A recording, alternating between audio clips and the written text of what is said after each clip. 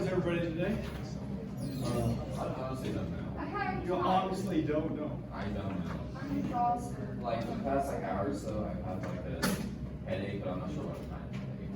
I'm not sure if it's hey, it's like that. Can you go back to your room and watch this lecture on? It might have been that. I'm kidding.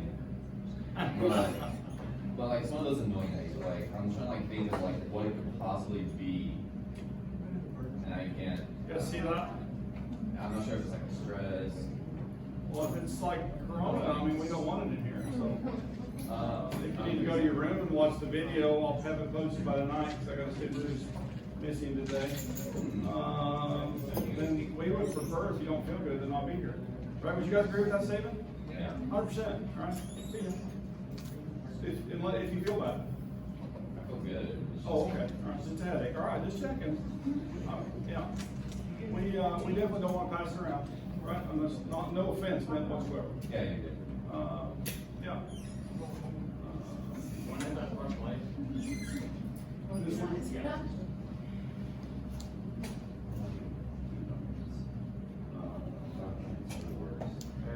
All right.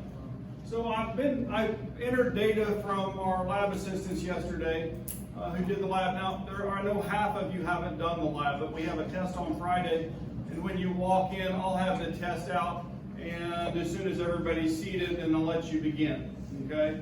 So you get as much time on that as we can that's available. So even if everybody's seated a few minutes before, then I'll go ahead and let you start. A couple of things, I'll want you to have your phone out on the desk face down. You'll need a writing utensil and a calculator. And if you don't have one, I'll bring a few, as I did the last time. But I prefer that you get your own calculator and learn how to use yours. Your life will be better that way.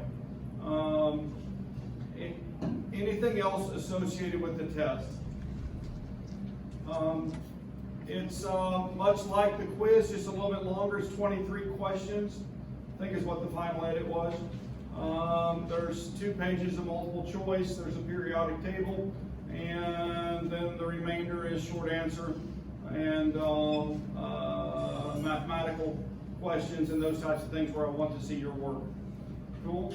Okay? Even on the multiple choice math problems, if you show your work there in the space beside the question, then there's a potential for partial credit on those. Okay?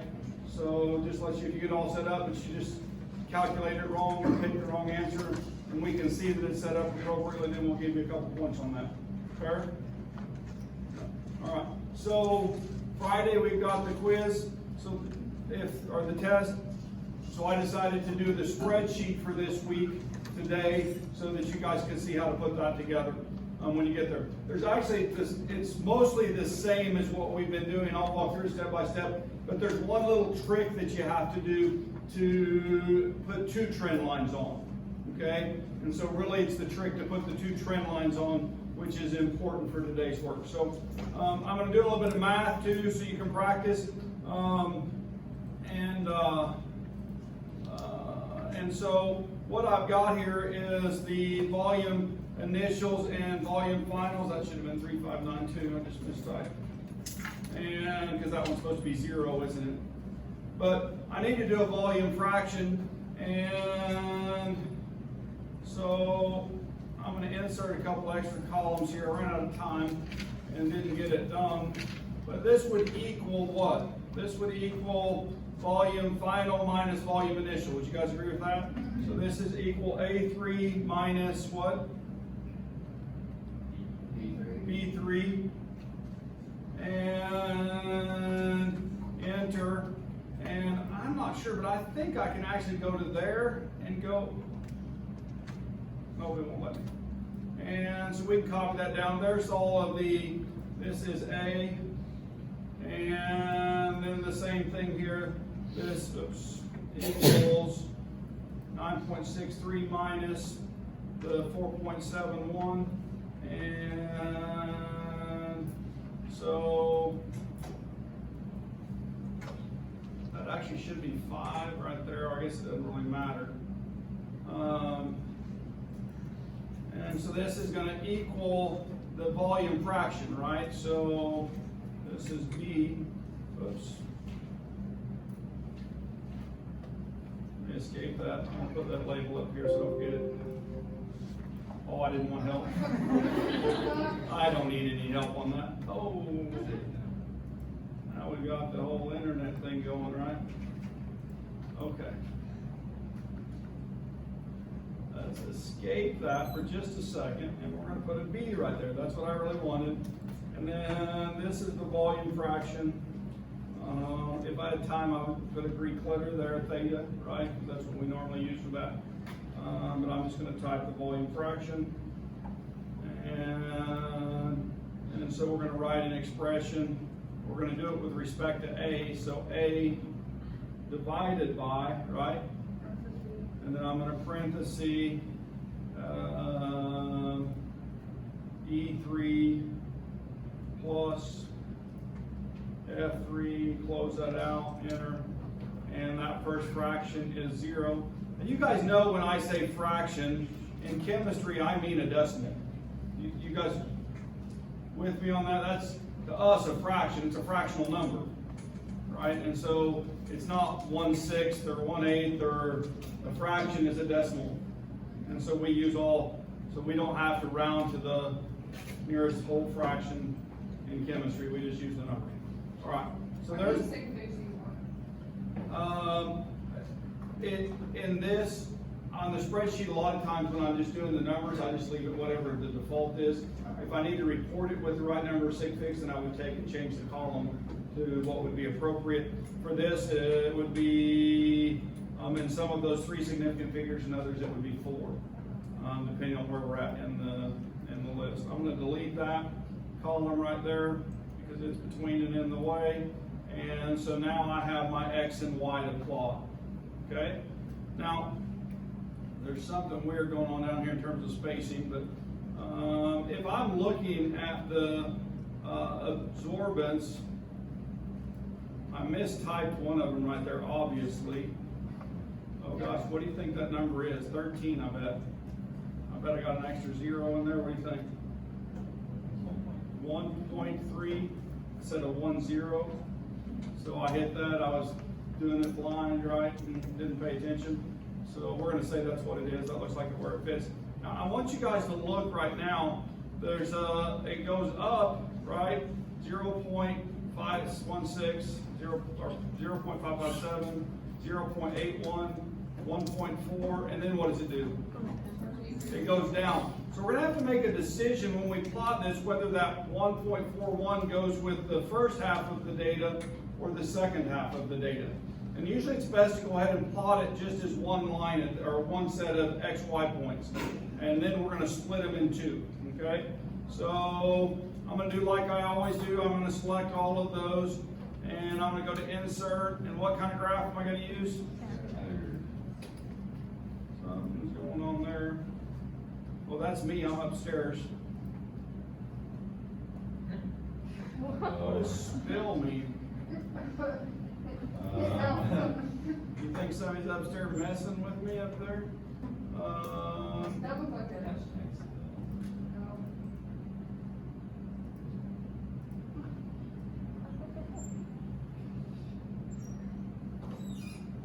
There you go, very good. Now it's working. So if I'm looking at this, I'm going to make a decision. Is this point with, gosh, it could go with either side, couldn't it? That's a tough one right there. Do what? Oh, never mind. So it's sitting basically at the top. I'm going to put it with the left-hand side. And so I'm going to go to select data. This is the part where you're going to be playing, right? And so I'm going to edit series 1. And so instead of going to all the way down to G 16, I'm going to go to G 7. So I'm going to change this to 7 right here. And you have to make the decision on your data, right? And so that one's going to go to H7, and I'm going to click OK. And oops, I should have gone to what? 6, and actually I can cheat on this one and do it right here. There we go. Cool? So now I've separated those points into a series, right? You guys with me? All right, and so now I'm going to go back and right click on there again, select data, and I'm going to add a series. Okay? And so it's going to be series 2, and what are the x values going to be? 7. Is it 7 or 6? Can't remember because I thought I changed that to 6. I did, didn't I? Yeah. And so same thing here. And oops. You might have to just hand type the. No, you don't have to hand type it, I promise. I'll try again. I made backspace. I did backspace last time. Get rid of it. Down one? Yep. So G-O, yeah. Alright, not a pro. Alright, so now you can see the two different sets of data, right? So there's 2 series instead of 1. And then everything else is the same for you guys. You would go in and right click and you would add a trend line, and for this week's lab they're going to be linear. But I'm going to do something else that's interesting. I still want my equation, and I want my R square value, and then I'm going to forward cast this one by, let's say 0.1 or 0.01, or excuse me, 0.1 units, not 1 unit, 0.1. And so notice it goes past now. You guys see that? So that's called an extrapolation. So I'm extrapolating the data from the line, and then we're going to go in and we're going to add a trend line on this side, and on this one we're going to extrapolate backwards, and let's say 0.1 unit, may even do 0.05, something on that line. And then we also want that equation in R squared for that line, and then we hit enter. Okay? And now I have built my chart. Okay? Now, how do you use this chart? If I take a plumb bob, you guys know what a plumb bob is? It's a string with a weight on it. Okay? A string with a weight on it. And I hang it from where those two intersect. When it drops parallel with that 0.02 line down to here, then it gives me a fraction. Okay? That's the ideal fraction for A to B, right? And so it's going to be around 0.2, okay? Which means if it's 0.2, the other is 0.8, right? Then you would divide by the smallest. 0.2 divided by 0.2 is what? 1. And 0.8 divided by 0.2 is 4. So it's a 1 to 4 mole ratio, 1A and 4 B's. 1A and 4 B's.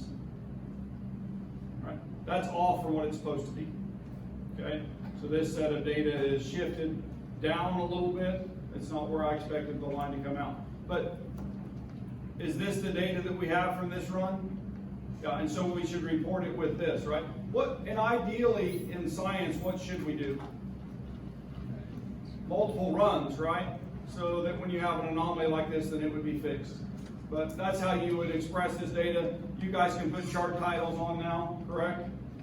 And data labels. Now, something that's really important, students always ask me, what are the units for absorbance? There are none. It's a power over power, okay? So there are no units for absorbance, okay? Cool? No.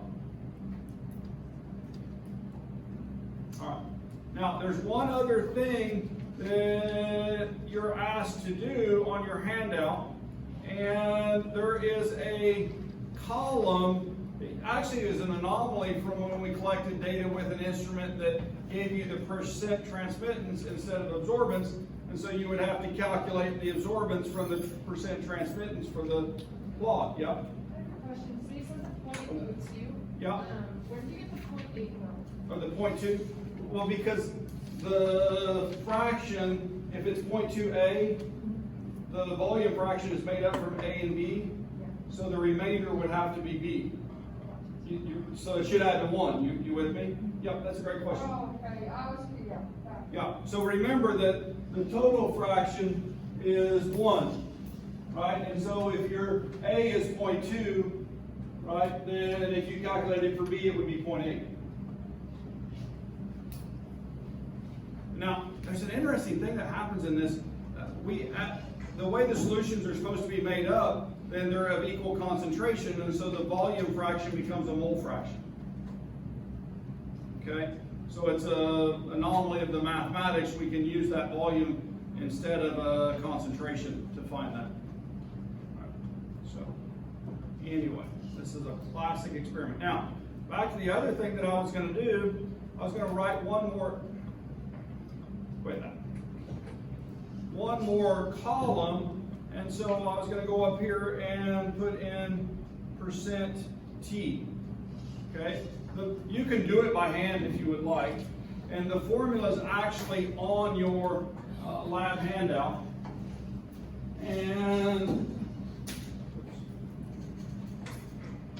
the one I think I gave you on there is absorbance is equal to 2 minus log percent T. Okay, so that's on the last page of your lab handout. And we need to rearrange this. Okay, we have the absorbance value, don't we? So what would be the first thing that we do? Add 2 to both sides, right? So we get rid of that. A plus 2 equals negative log percent T. And then we need to get rid of the negative sign, so we're going to multiply both sides by negative 1. What? Oh, it's minus 2. My bad. Look at that. I did do that wrong. All right. And then we need to move the minus sign over, right? So did I do that right? Okay. So then we need to get rid of this. And so it's 10 to the log percent T, those cancel.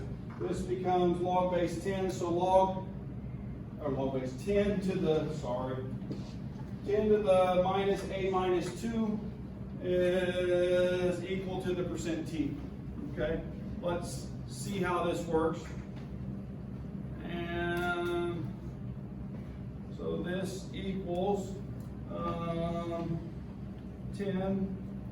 And if I multiply that out, then it would be 2 minus A. Is that okay if I do that? 10, and I'm going to put a caret, right? And so the caret and then a parenthesis to get everything that's inside of that.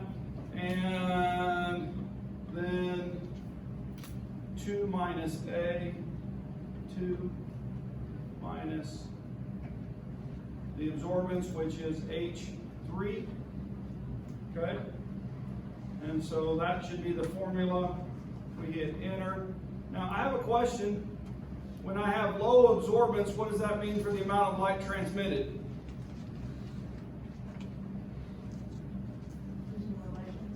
There's more light transmitted. Where I have a higher absorbance, there should be less light transmitted. So if you're checking your numbers to see if they seem correct, then That's a wide array. 96% all the way down to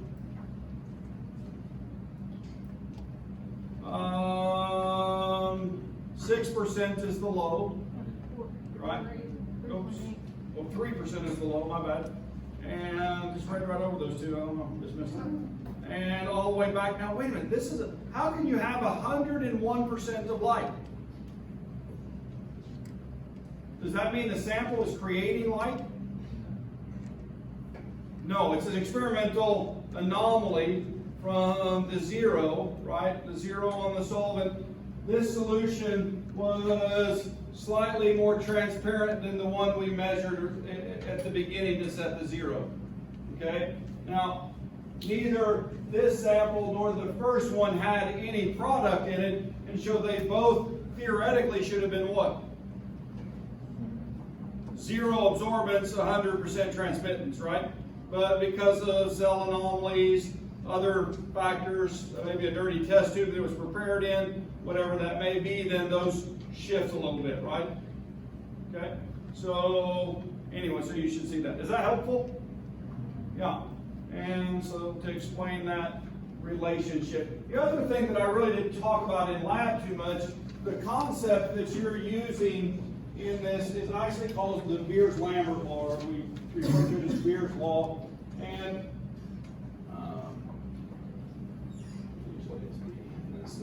the absorbance is proportional to the concentration, okay? The other two terms are the extinction coefficient, and that's basically a multiplier, and it defines the steepness of the curve when we make that calibration curve, just like the curve that we're seeing in that picture. The steepness of a calibration curve is represented by the slope of that line, and so, and those are what fix that, right? The slope is a known value for any experiment. It's those two in Beers' law. So that means as the concentration goes up, the absorbance does what? Goes up, and as the concentration goes down, then the absorbance goes down, and you guys saw that in this experiment in terms of the amount of product that was made.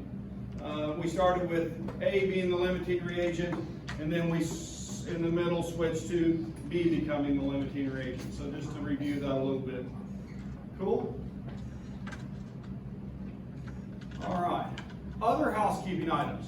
If you guys are good with that, I'll move on. Unless somebody has a question. All right. Other housekeeping items. There is what Friday? Test Friday. Chapters 1 through 3. Okay. There's some naming on it. There's some, and I already kind of told you about the test, what the structure was, but be sure and practice that. Remember, there's 3 different naming systems, right?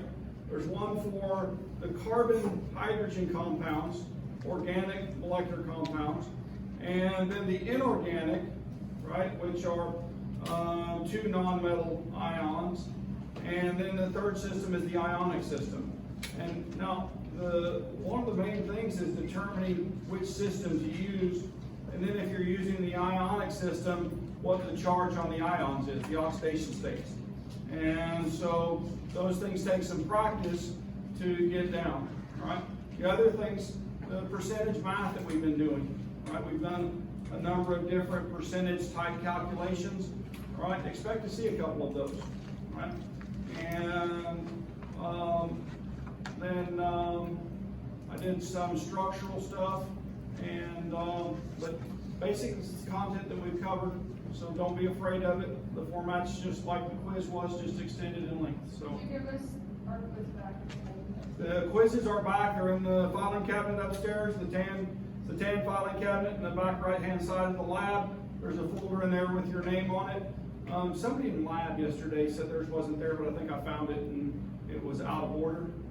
Yeah, it was way in the very back. I don't know why it wasn't in alphabetical like everybody else. So did you find it? Yeah. Anyone else? I made a recording error when I was doing campus web grades.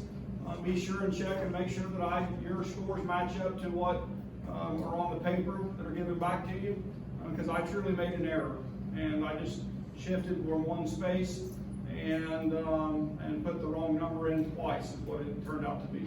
So, okay, put the same number in twice. It happens, right? When you're doing a whole bunch of numbers, you're kind of going quickly. So check me up on what I'm doing, okay? Let's do a practice calculation with a hydrating compound. I kind of skipped over this slide. I feel like I kind of need to at least do one of these, and we'll do the one we're going to do for lab. And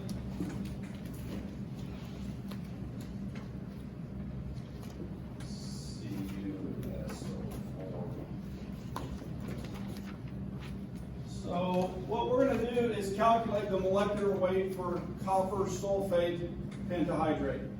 Now, let's talk about something just for a second. copper has more than one oxidation state, and so I would use a Roman numeral in naming this. And what oxidation state is it? This is just a little practice for naming.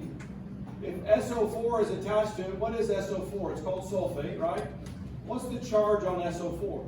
Always. -2, yeah, or 2 negative, right? And so it's -2, so that means the copper has to be what? +2. So the copper ion is +2, right? But now if I'm calculating molecular weight, then I'm looking at this, and I do 1 copper, right?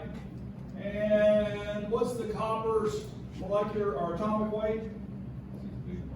63.5. Yeah, I'm gonna do 5. And then sulfur, I've got 1 sulfur, and it is what, 32? We'll do 0.1. And then the last one is oxygen. I've got 4 oxygens, or at least in this part of the structure. And I've got 4 oxygens times 16. Now, I could have actually added 5 more oxygens right there. Okay? I don't normally do that. I'm going to show you what I do, but you could do 5 more oxygens, right? So instead of 4 oxygens, you would have 9. Okay? And then you would have 10 hydrogens. That's either route is good, but what I normally do is 5 H2O. And when you're my age in chemistry, you've done H2O so many times that you have that memorized. You know that 18 grams of water, or 18 milliliters of water is 18 grams, and 18 grams is the number of grams for 1 mole, right? And so you've memorized that, and so then I just put 5H2O times 18 grams per mole. Right? It's just, I don't know if it's lazy but when I'm doing hydrated compounds, that's the way that I do it. Right? And so I'm not saying that you have to follow this exactly, and you do it your path, but this ends up being 63.5, 32.1, 16.0, and 18, we'll call it 0. All right, oh no. 64, and what's 18 times 5? 0, and 5 times 1, about 90. All right, and then add that down.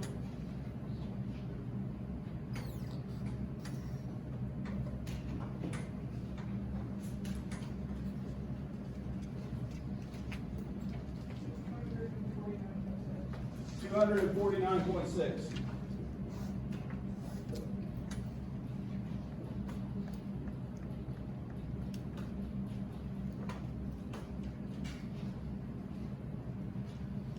Okay, so that is the molecular weight for copper sulfate pentahydrate. So I'm showing you that so you can see that. Expect to see this again when we get to the lab on the copper analysis, then I'll have you calculate that. Okay?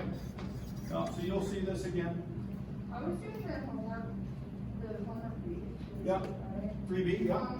I don't know how to find, so I know how to find the moles and go from grams to moles, grams, but I don't know how to isolate, if they wanted to find how many moles are in just the S, how do you do that? So how many moles, so for every 1 mole of copper sulfate, there's 1 mole of sulfur. Okay, you with me? And so if you're asking how many, if they say how many atoms of sulfur, then it would just be this number times Avogadro's number. Oh. Right? If I were talking about oxygen, right, and you included the hydrate, then it would be 4 and 5, so 9 moles of oxygen, right? So 9 times Avogadro's number. I get so You know how to do it now? Yes. Good. That's how you would do that. Cool? Take just however many atoms, or Yeah. how many, Now, and then if you're given a mass of it, right, yeah. then you would calculate to moles of compound, and then take that number and multiply it times the number of the element they're asking Out of the for. whole thing, or? Yeah, so you calculate the moles for the whole thing. Uh-huh. So they give you grams, you would do a molecular weight calculation just like this one. Yeah. You would multiply 1 over that molecular weight to get to moles of the compound. Once you have moles, then you would multiply it times the multiple in the compound. Yeah, no? Yeah. I just looked at it. Anybody else?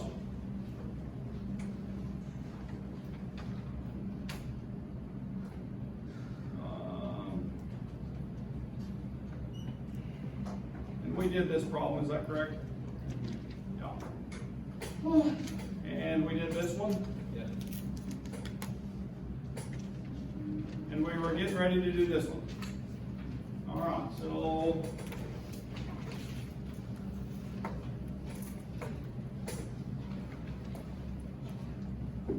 Or did we finish this one too? And then we were getting ready to do the empirical formula to molecular formula.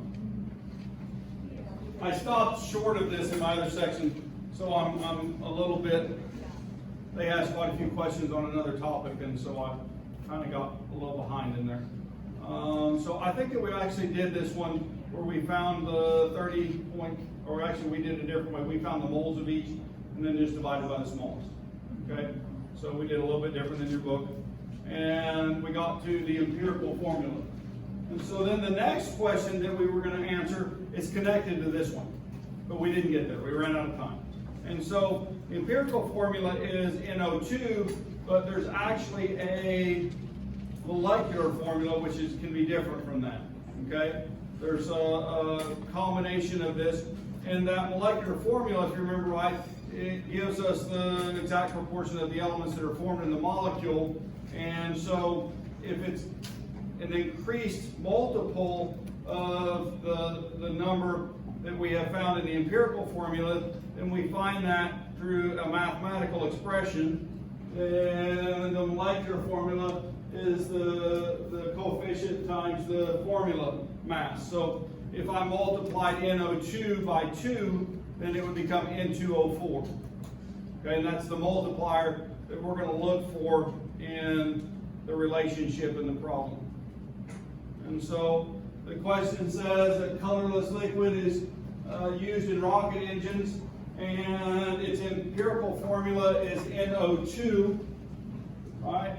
NO2 is the empirical formula, and then it's saying what is the molecular formula, or the MM as your book shows it there.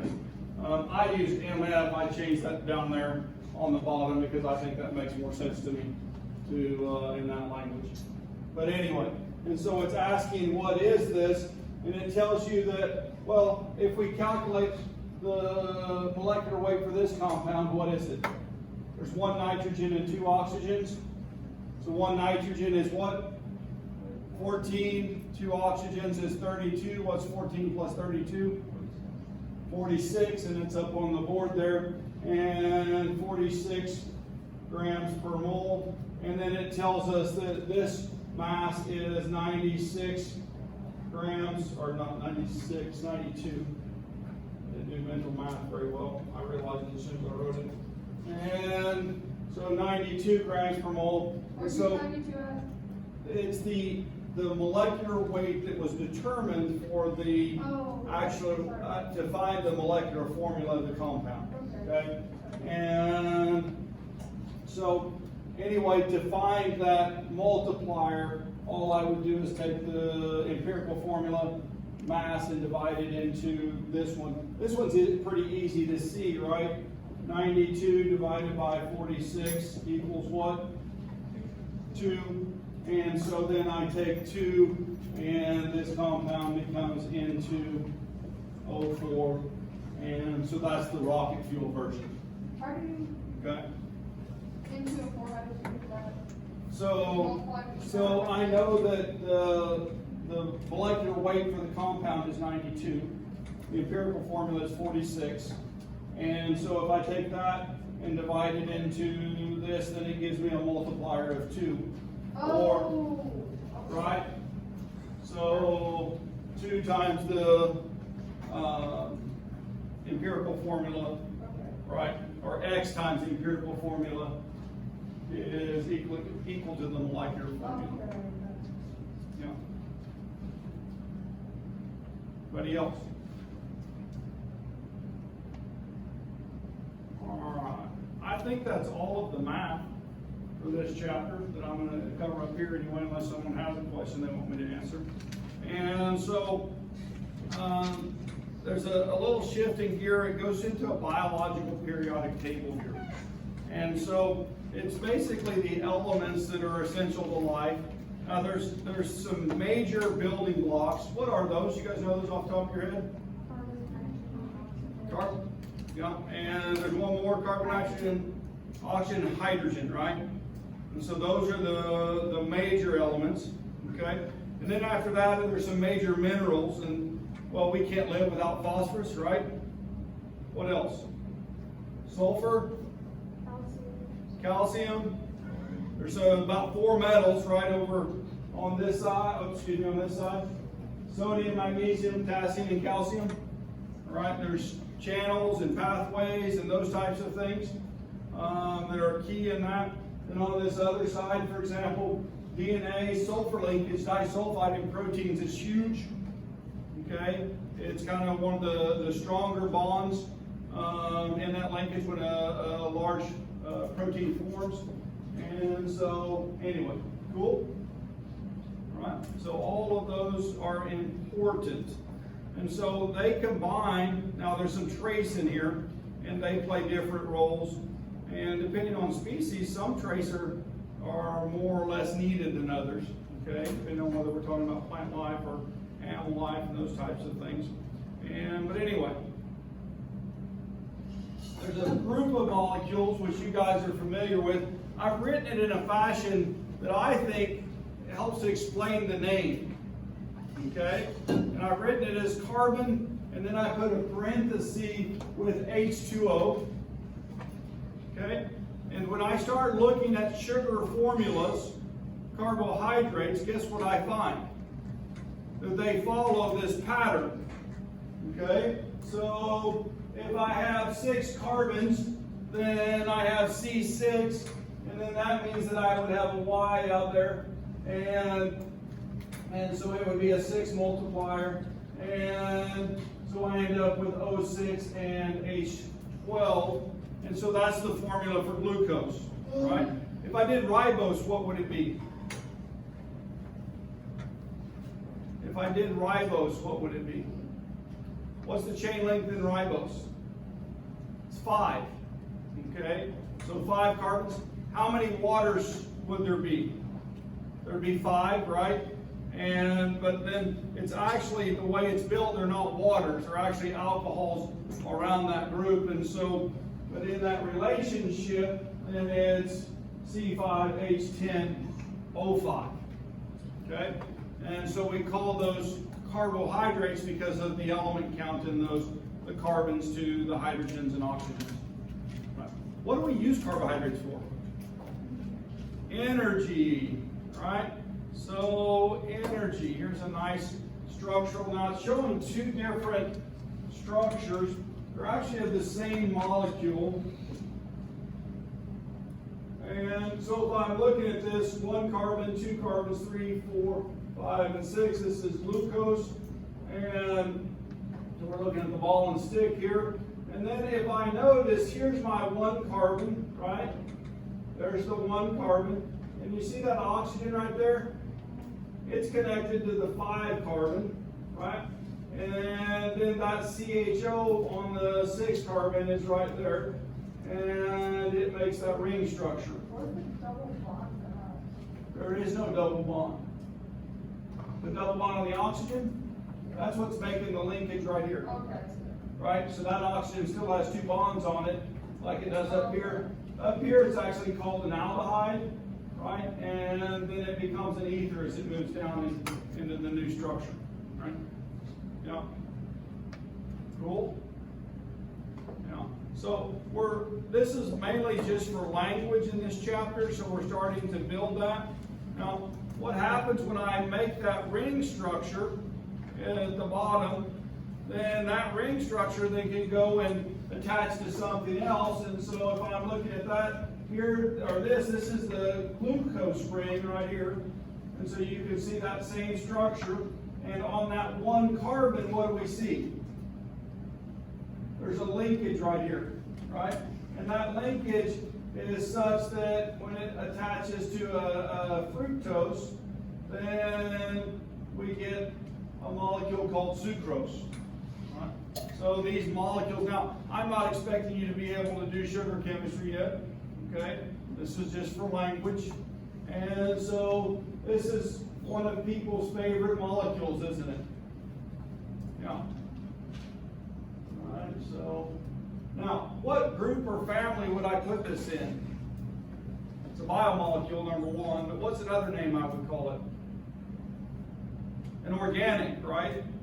And the backbone is a carbon-hydrogen chain, and then there's a heteroatom. What's the heteroatom? Oxygen, right? And so that's just some language that we want you guys to start picking up, so when we talk about these things. And then there's functional groups. And these functional groups, like this one right here, is an alcohol. Okay? And when you have oxygen between two carbons, right, it's an ether. When I have a double bonded oxygen, it's a carbonyl, and it could be either a ketone or an aldehyde in that case. And so there's functional group names. Now, we're going to cover those in the lab coming up. We're going to synthesize an organic compound. We're going to start learning some of those names, and then we're going to do a whole chapter on organic chemistry. So we'll work on that, building some of that language. Now, I pick always on molecules that I think you'll be familiar with, so you guys know about sugars, right? And know about sucrose, and so we can start looking at it that way. Now, fatty acids and glycerol. Okay, anybody ever heard of a triglyceride? Yeah, triglycerides are a molecule which have carboxylic acid and an alcohol that have joined, okay, to make a bond called an ester bond. And so if I'm looking at structure on those, then this is that molecule that's a triglyceride. Now, the fatty chains change, right? I can have some of the healthy fats, omega-3, omega-6 fatty acids. You guys have heard of those somewhere in language. Well, it's the bonding that's out here in these long chains which make those definitions. And those have double bonds in them, okay? And those double bonds make it what's called unsaturated, right? Unsaturated fats. When it's saturated fat, like coconut oil or beef tallow or pork fat, those types of things, then all of those fatty chains are single bonds, or alkanes, right? And so they're saturated with hydrogens.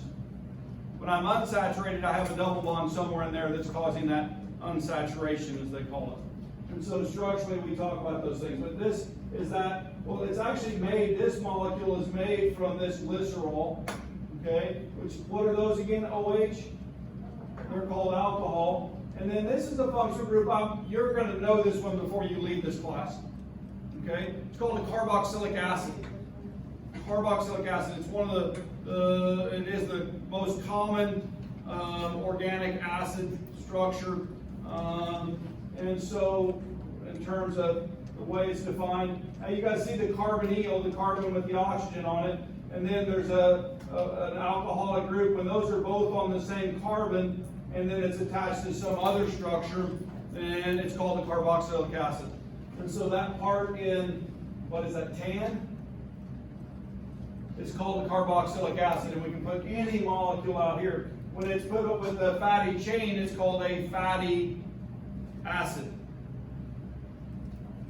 You get it? Yeah. So a long hydrocarbon chain with a carboxylic acid on the end of it is a fatty acid. And then if I take some molecular scissors, all right, and I cut that right there, and I cut that hydrogen off right there, and I take a string and I pull those two together, I get that. You guys see it? So that oxygen is right there, that carbon is right there, that oxygen is right there, and this is the fatty chain going that way. Right? So I pulled those together to make an ester linkage. Okay? When that happens, it's called an esterification, right? There's a whole bunch of chemistry that involves this. And Dr. Easton will teach you the mechanisms on those in organic chemistry next year. Okay? How they work, and why they work. Yeah, next year? Organic chemistry? Yeah, you're gonna take it. There's one more set of molecules that for some reason that slide's missing because when I wrote it, I didn't get it.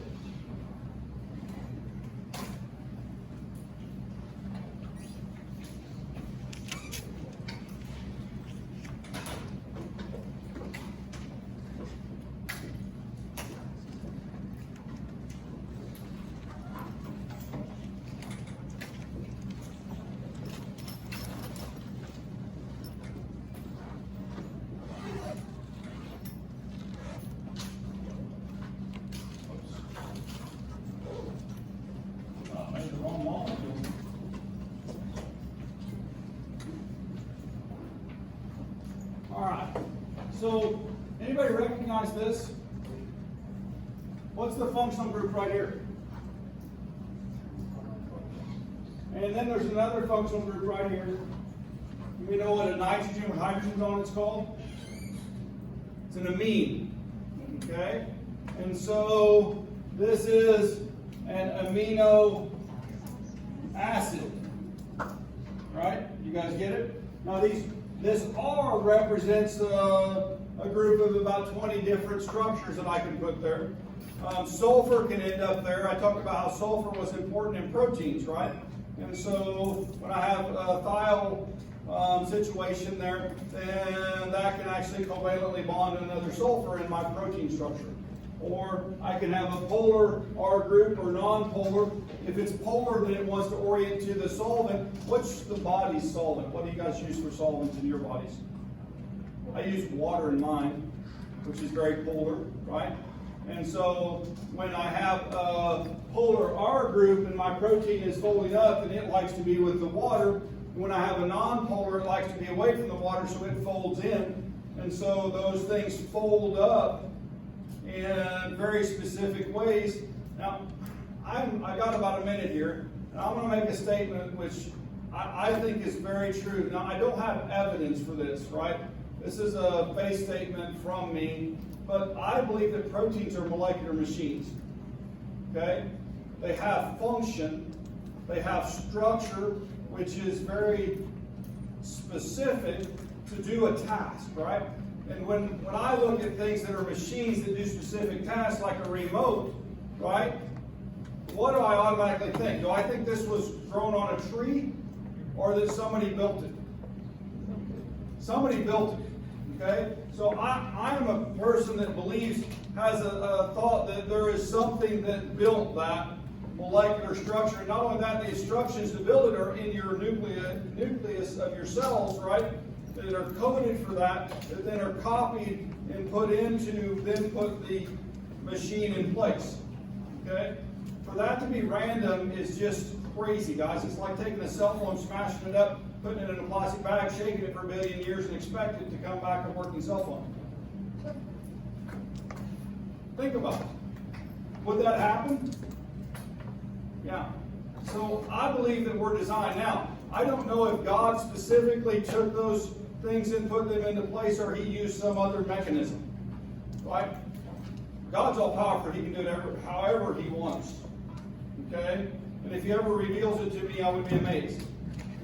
All right? That's the way I would like to say it. But I don't know the mechanism, but I truly believe that life forms are so complex that for them to be an accident is crazy. Right? It's just my personal opinion. So this is one of the places where I kind of throw out some statements. So I have faith that we were made by someone. And I believe that God is the original author. That's my faith statement, right? The same as I believe science is real and true. And so I'll let you guys go on that. Have a wonderful day. I think it's like 4 years.